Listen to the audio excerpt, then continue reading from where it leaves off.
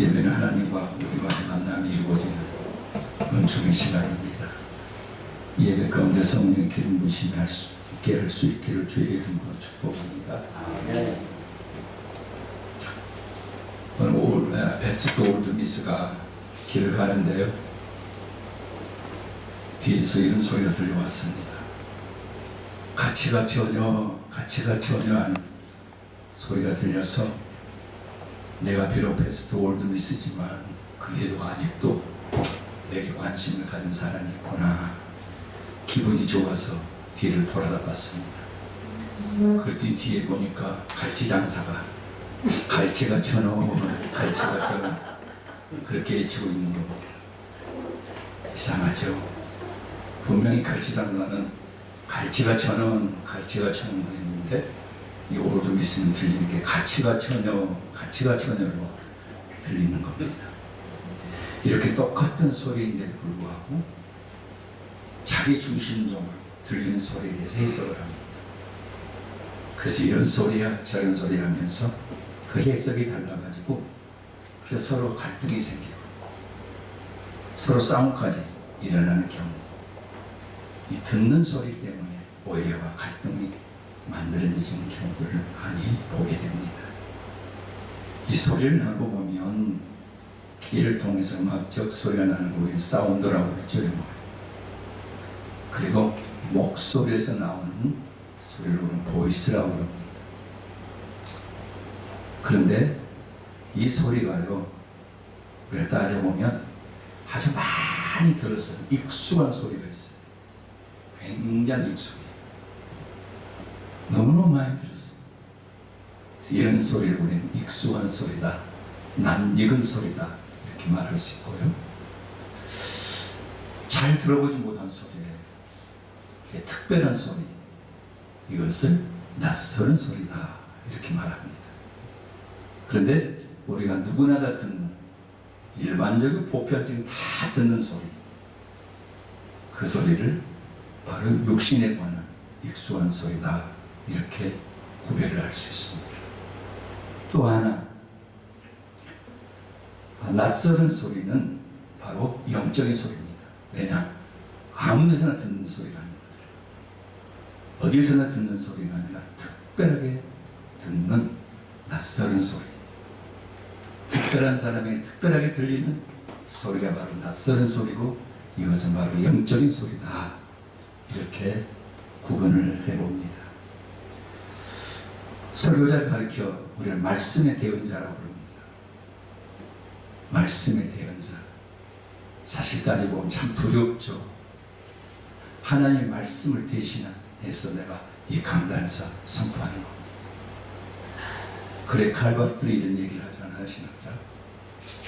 이 성경은 하나님의 성령의 감동으로 기록되었기 때문에 설교자는 반드시 성령의 감동을 받아서 이 말씀을 전해야 된다. 그래서 설교자를 또 증언자라고 그러잖아요. 말씀의 대리자, 대언자, 하나님의 말씀을 대신해서 내가 전한다. 생각하면 굉장히 두렵고 떨립니다. 말씀의 대언자, 내가 과연 그런 자격이 있겠는가 하는 거죠. 그러면서 우리는 강단에 서서 설교하는 목사님들 무슨 생각을 합니까? 적어도 나를 통해서 하나님이 말씀하시는 그 말씀을 듣고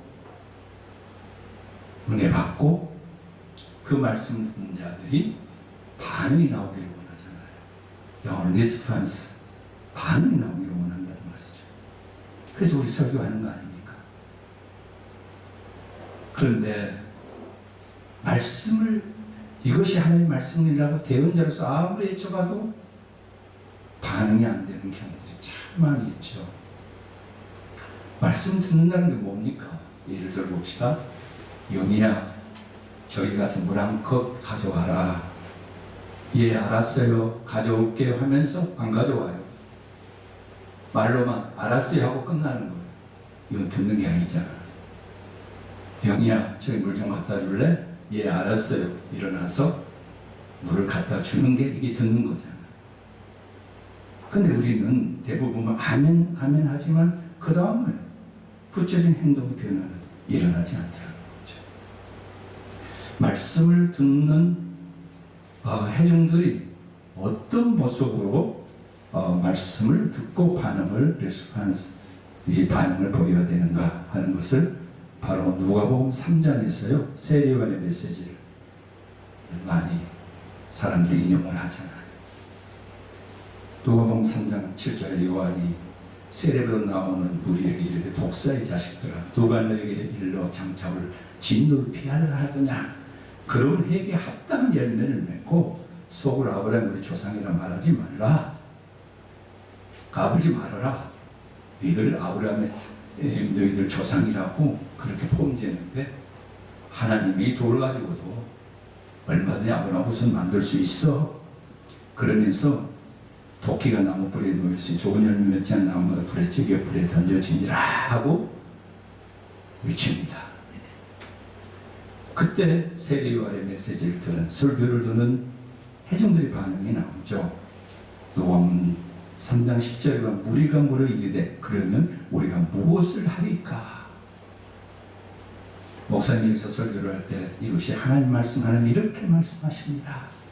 그 말씀을 받는 회중들의 스판스가 나오는데 그러면 우리가 어떻게 해야 합니까? 이렇게 반응이 나오게 되는 거죠. 그럴 때 뭐라고 그럽니까? 11절 대답하되 옷 2벌 있는 자는 옷 없는 자에게 나눠줄 것이고 먹을 것이 있는 자도 그렇게 나누라. 세리들은 부가에가 세금 많이 매겨가지고 니들 인마에 포켓 하는데 그러지 말아라. 그리고 군인들 협박을 해서 공무원 협박을 해가지고 돈 뜯어내는 강탈하는데 당장 그 행동 멈춰라. 이게 진정한 회개의 열매다. 이렇게 세례요한이 말씀을 합니다. 우리는 변화에 대해서 늘 기대를 하잖아요. 그리고 설교자는 늘 이 말씀을 듣기 전과 들은 후는 좀 달라질, 그 말씀 듣는 회중들 좀 달라지기를 기대하고 있잖아요. 이 변화에 대해서 우리는 긍정적인 것과 부정적인 면이 있습니다. 한국 속담을 보면요, 긍정적인 면에서 사람은 12번 변한다 이렇게 말해요. 12번 변한대요. 작년에 안 고쳐졌는데 금년에 고쳐질 수도 있고, 금년에 고쳐내년에 또 다시 엉뚱할 수 있다는 거죠. 사람이 12번 변한다? 변화의 가능성을 말하지. 근데 부정적인 또 얘기가 있어요. 3살 버릇, 8까지 간다. 또 뭐라고 말합니까? 안 고쳐져. 그 사람 눈에 흙 들어가야 고쳐져. 이렇게 부정적으로 변화에 대해서 이야기를 합니다. 근데 정말 저는 이렇게 생각합니다. 변화의 과정이 2가지가 있는데, 첫째는 자기 자신을 성찰하는 거. 환자가 의사 앞에 서가지고 나 아무 병도 없어요. 그러면 그 사람 아무리 중병이 있더라도 고칠 가능성은 없어요. 내가 나를 인정 안 하는데, 내가 환자임을 인정하고 고백해야 병을 고치는데 나 병 없다고 무슨 병을 고치겠어요? 자신을 성찰해 자신을 돌아보지 않고 자신에 대해서 전혀 성찰하지 않는 사람에게는 평생 가도 변화될 가능성은 없다는 거죠. 그런데요, 또 하나는 단 이례적인, 단 한 번에서 헷갈려 변해버려요. 이게 뭐냐? 낯설은 소리를 듣고 말이죠. 자, 오늘 읽은 말씀입니다. 사울이 바울이 되기 전에 낯설은 소리에 의해서 변화되는 과정을 한번 주목해 보십시오. 사도행전 9장 1절 말씀 같이 한번 읽어보실까요? 사울이 주의 제자들에 대하여 여전히 용과 사리가 등등하게 제사장에게 갔어.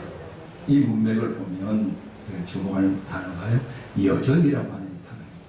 스틸, 여전히. 그럼 뭐예요? 이 앞에 행동에 대해서 그 행동이 계속해서 이어지고 있다는 거죠. 그 행동이 어떤 이유냐? 사람을 죽이겠다는 살기가 등등했다. 살기가 눈에 시퍼렸다. 자,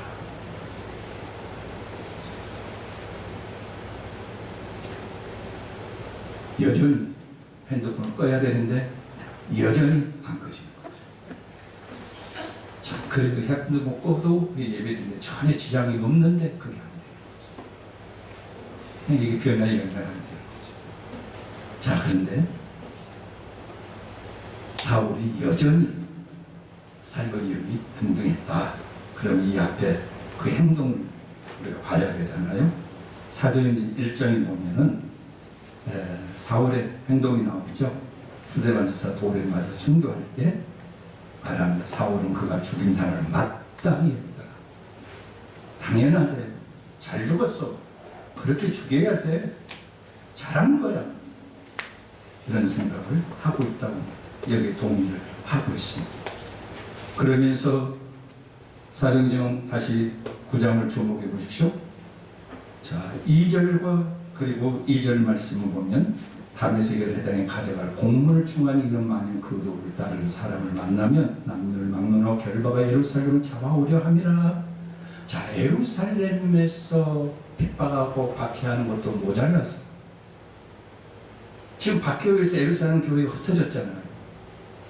사망으로 흩어지니까 기독교인 그리스도인들이 뿔뿔이 흩어져 있죠.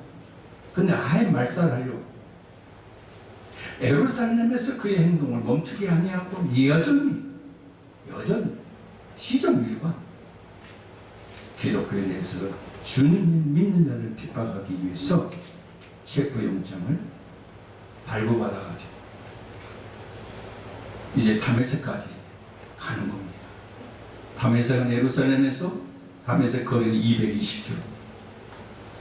만약에 우리가 걸어서 간다면 최소한 일주일은 걸려야 갈 수 있는 거리입니다. 도대체 예루살렘에서도 그렇게 교회를 핍박했던 사울, 이것도 모자라서 220km 떨어진 다메섹까지 가서 체포영장을 발부받아 가서 닥치는 대로 다 잡았어. 끌고 오겠다고 하는 이런 의지를 가지고 그가 가는 모습을 보게 됩니다. 이때 다메섹 가까이 왔습니다. 그런데 초월적인 현상이 나타나죠. 바로 4절 말씀 같이 읽으시죠. 땅에 엎드려 들으니 소리가 있어 이르되 사울아 사울아 내가 어찌 나를 박해하느냐. 여기에 길을 가는데 소리가 있었다. 이 소리는 무슨 소리냐? 길에서 나오는 기계 소리가 아니고요. 그리고 자연의 소리가 아니고 여기 그냥 우리는 소리라 이렇게 번역을 해놨는데요. 헬라어 성경을 보면 포렌, 이 소리를 포렌이라고 말합니다. 이 포렌이라는 단어는 뭐냐? 음성이라는 단어예요. 그러니까 바람 소리가 아니고 음성으로 들리는 거예요. 사울아, 사울아 하고 이렇게 들리는 겁니다. 그때 이 소리를 듣고 반응을 봅니다. 5절과 6절 같이 읽어보시죠. 대답하되 주여 누구십니까? 이르시되 나는 내가 박해하는 예수라. 너는 일어나는 시내로 들어가라. 내가 행하는 데에 이를 자가 있느니라 하시니. 황당합니다. 예수 핍박, 믿는 자들 핍박하는데 핍박하는 네가 핍박하는 바로 내가 당하는 예수다. 얼마나 충격적인 얘기입니까? 그리고 7절에 보면 함께 가던 일행들의 반응이나 행동이나 같이 가던 사람의 일행들입니다. 소리만 듣고 눈으로는 보지 못했다. 당사자 바울은 어때? 8절 보세요. 사울이 땅에서 일어나 눈은 떴으나 아무것도 보지 못하고 사람의 손에 걸려 다메섹으로 들어갔어. 사흘 동안 보지 못하고 먹지도 마시지도 아니하니라. 눈은 떴으나 보지 못했다. 정상인데 비정상이에요. 자, 눈 뜨면 보는 거 당연히 보여야 되는 거 상식적인 아닙니까? 눈은 떴는데 보지 못했다. 보이지 않았어. 사람들이 볼 때는 다 눈 떴으니까 볼 수 있다고 생각했는데 당사자의 보면 안 보이는 거예요. 나는 여기서 영적인 메시지가 있다고 생각합니다. 우리 육신의 눈은 다 뜨고 살아요. 시력 1.6, 1.5, 뭐 시력 좋잖아요. 눈은 떴는데 영적인 세계는 보지 못하는 사람이 얼마나 많아요. 예수 믿는 성도들 가운데 수십 년 신앙생활하고 모태신앙의 가장 약점이 뭐냐? 모태신앙 못한다는 거예요. 못해. 그런데 모태신앙 화끈한 건 없지만 흔들리지는 않죠. 다 되죠. 기본이 다 되어 있어요. 그래서 좀 하나님의 만남이 마주치면 딱 인격적인 만남이 있으면 확 가닥하고 달라질 거고, 그럼 목사 된다고 하겠죠. 우리 집 아들 두 녀석이 있는데 녀석도. 그래서 저는 참 부럽더라고요. 그 대를 이어가서 목회자가 된다는 것, 참 저는 그 름문의 그 목사님들 존경하고 부러워요. 눈은 떴는데요, 보지 못해요. 영적으로 무지합니다. 교인들이요, 정말 60년 눈은 떴는데 교회 와서 예배 드리면서 영적인 눈이 열려지면 행동이 달라지잖아요. 근데 개박스러운, 여전히 개박스러워. 여전히 안 달라지는 거죠. 자기를 정말 성찰해서 깎여지고 다듬어지고, 그래서 변화가 일어나요. 어떨 때는 저는 현직에서 이런 고민이 생겼어요. 내가 교육을 계속해야 돼. 아무리 가르쳐도 은혜 충만할 때는 변화돼요. 그런데 은혜가 떨어지면 본성이 드러나요. 저는 그러면서 이건 뭔가 그런 고민을 참 할 때가 많았어요. 우리가 교회 건축을 하면 특별히 교회 건축을 새로운 환경이 다 주어지잖아요. 그럼 교인들이 너무 좋아하고 행복하잖아요. 자, 그러면 목사도 업그레이드를 해야 되거든요. 새로운 환경에. 그런데 반대로 교인들은 좋아해서 행복해 하는데 목사는 반대로 건축하고 진이 빠져버렸어요. 완전히 번아웃 돼 있어요. 자, 여기서 재충전을 하지 아니하면 이제 일기가 옵니다. 그래서 교인들은 뭐라고 하냐 해서, 아이고 우리 목사님과는 교회 부흥 못 시켜. 새로운 목사가 와야 돼. 그래서 교회 건축하고 밀려나는 목사님들 종종 있습니다. 안 된대요. 목사는 완전 죽을 지경인데. 거기서 업그레이드를 할 필요가 있거든요. 저는 이제 세 번째 건축을 하고서 너무 무리를 많이 했어요. 근데 무리하고 싶은 사람이 어디 있겠어요. 하다가 보니까 무리가 됐죠. 근데 참 힘들었어요. 근데 교인들이 너무들 좋아하더라고요. 근데 내가 바라는 거는 정말 기도 안 하던 사람은 같이 기도했으면 좋겠고, 열심을 안 내던 사람은 열심을 내봤으면 좋겠고, 소극적인 사람은 좀 적극적으로 한번 나서봤으면 좋겠고, 말씀을 대언하는 목사 입장은 늘 그런 바람이 있거든요. 근데 교인들은 안 움직여지는 거 있죠. 아무리 얘기해도 아멘, 아멘 하면서도 아멘으로 끝나거든요. 영희야 물 좀 가져와라. 예, 알았어요 하고 끝나는 거죠. 안 가져. 그런 것 같고, 참 마음이 너무 힘들었어요. 근데 어느 날 큰 사건이 일어났어요. 그날은 주일날 아침부터 너무 제 마음이 이상해졌어요. 근데 2부 예배 시간에 설교를 중간중간 하는데 저 앞에 정면에, 스크린 정면에 환상이 쫙 나타나는 거예요. 여러분 옛날에 시골에서 국 구경 해보셨죠? 동네에서 구단하는 사람이 쫙 모여서 구경하고 그 앞에서 막 춤추고 그런 사람이죠. 그런데 그 환상이 딱 벽면에 나타나는데 교인들은 팔짱 끼고 이렇게 서서 쭉 둘러서가지고 구경하고 있고, 나는 그 앞에서 열심히 춤을 추고 있었어요. 너무너무 마음이 그냥 설교를 하다가 하고 우리 터져가지고 막 대성통이 됐어요. 그러니까 교인들 얼마나 놀라겠어요. 그래서 겨우겨우 어렵게 어떻게 예배를 마무리하고, 그리고 집에 돌아와서 꼼짝도 못하고 몸이 아파가지고 허리도 아프고 해서 움직이지 못하고 누워 있었어요. 월요일날 장로님들 메시지를 받더라고요. 목사님 어제 무슨 일이 있었습니까? 목사님 건축하고 돈이 너무 힘들어서 돈 때문에 그런 줄 알았다. 나 돈 때문에 그런 게 아니에요. 이런 일이 있었어. 솔직히 얘기해서 재직이 몇백 명 돼도 다른 건 다 이렇게 얘기를 하는데 돈 얘기만 딱 나오면 유구무원이에요. 그래 목사가 보면 쳐다봐. 목사가 어떻게 하겠지.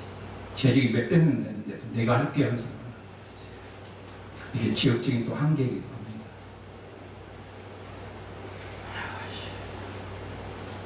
그러면 좀 열심히라도 해봤으면 좋겠네요. 기도도 좀 하고 더 좀 업그레이드, 자신들의 신앙을 좀 업그레이드 해야 되는데 그러지 않고 그들은 구경꾼이었고 나는 춤을 추고 있다. 도저히 목회를 못하겠더라고. 자괴감이 들어가지. 내가 밥 벌어먹기 위해서 하는 건가. 나 소명 때문에 하는데, 나 일을 해서 목숨 내놓고 주님 위해서 하는데, 소명 아닌 나 일 안 하는데, 내가 밥 벌어먹기 위해서 하는 거 하는 자괴감이 생겨가지고 목회 그만하자. 그런 생각이 들었어요. 애들 둘은 다 대학 졸업하니까 했으니까 내가 신경 써둘 거고, 자 그럼 현실적입니다. 밥 한 칸 얻을 돈 한 푼 없고, 자 뭐 해서 먹고 살 거냐는 거죠. 막막하더라고요. 막상 목회 그만해야 되겠다. 그래서 제일 쉬운 게 택시 운전은 가능할 것 같아요. 택시 운전. 그래서 택시 운전을 하자 그런 생각을 하고 또 있었습니다. 근데 그때 내내 아주 낯설은 소리가 들렸어요.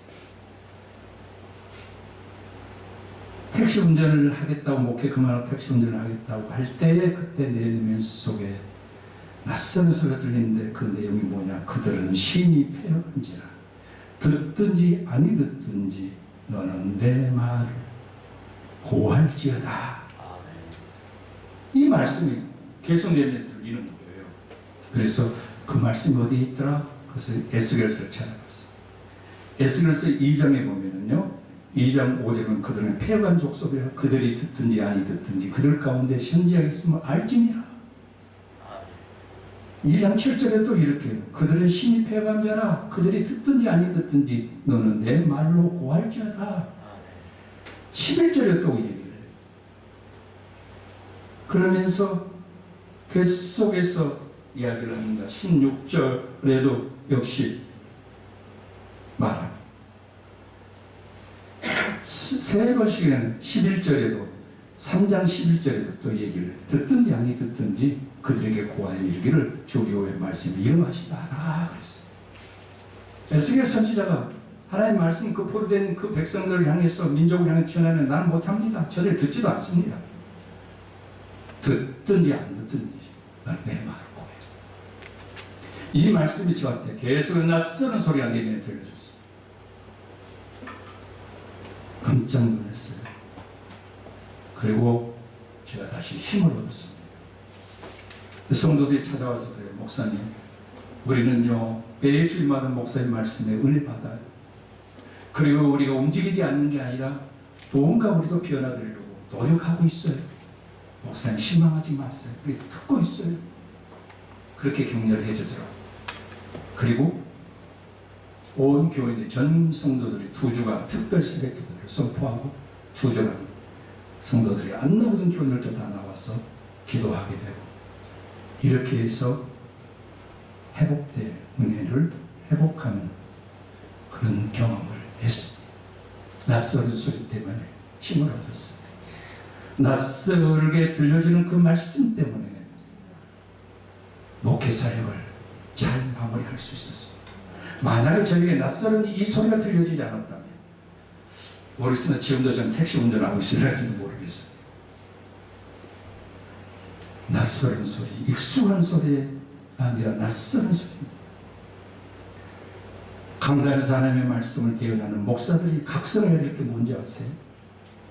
교인들의 주일날 왜 교회에 왔는지를 생각해 봐요. 정치 얘기 들어올 거 아니에요.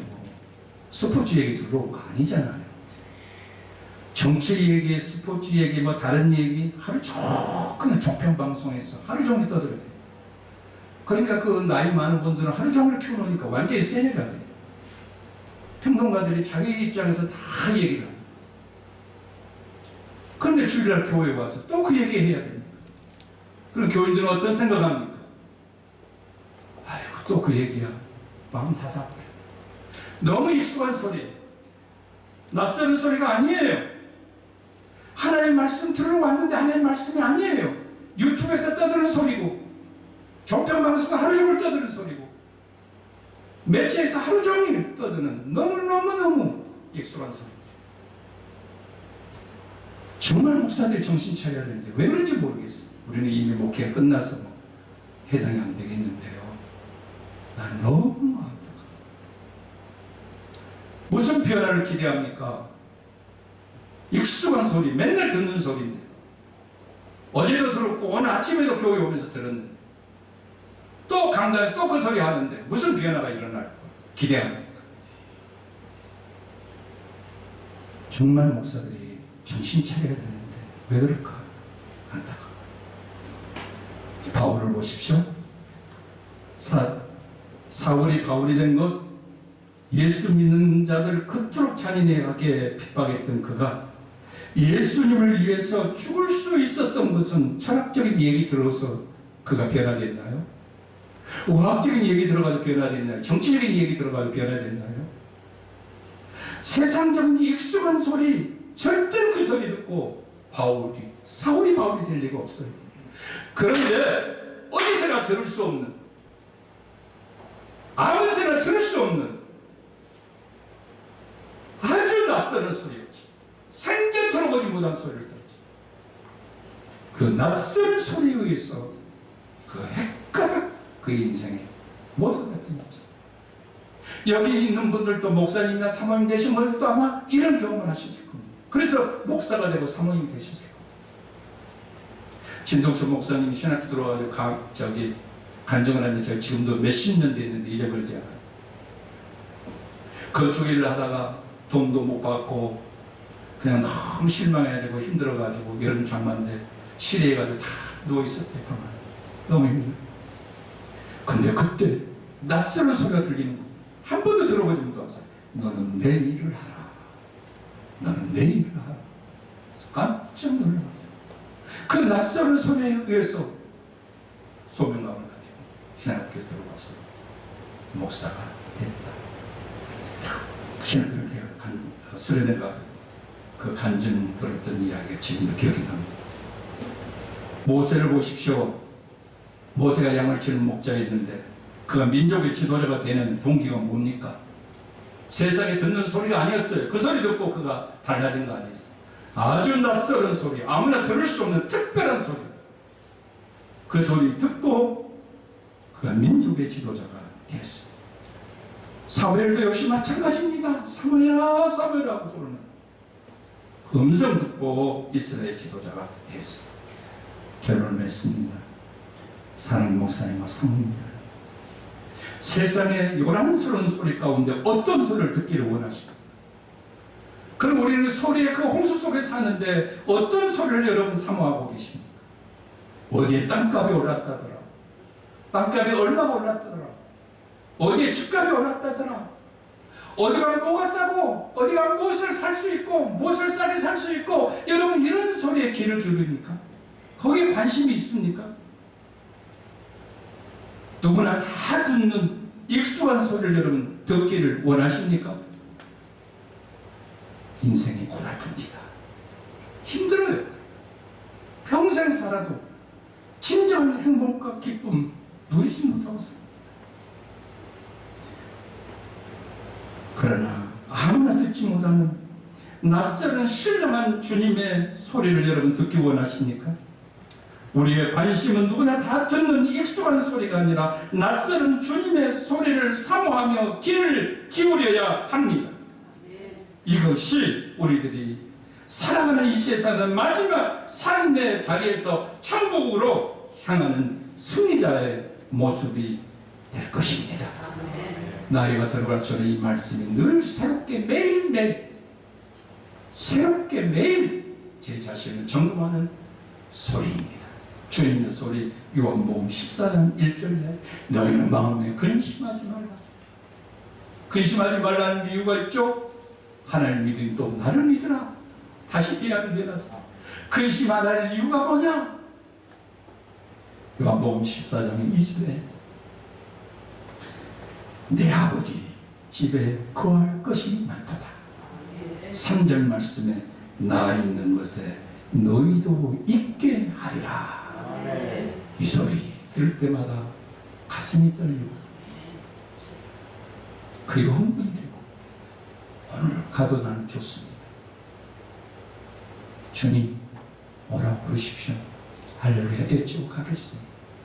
이 고백을 매일매일 하면서 살아갈 수 있어야 합니다.